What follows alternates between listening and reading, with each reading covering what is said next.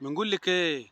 لما يبقى جوزك واقف معاه ناس غريبة ما تبقيش تنط تنحشر في الكلام، عشان كده غلط.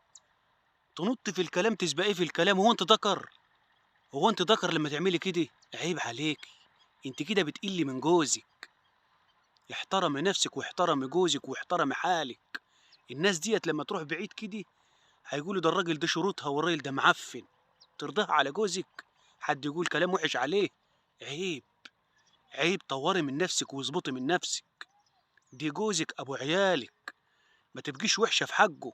مش تنط زي الذكر وتسبقي في الكلام، كده غلط. عيب. عيب منك يا شيخه. عيب. طوري من حالك واظبطي من موالك. ما تخليش اي واحد وحش يقول كلمه على جوزك. غلط. ده جوزك ابو عيالك. ليه بتعملي معاه كده؟ ليه مدكرة عليه؟ ليه؟ اعدلي نفسك.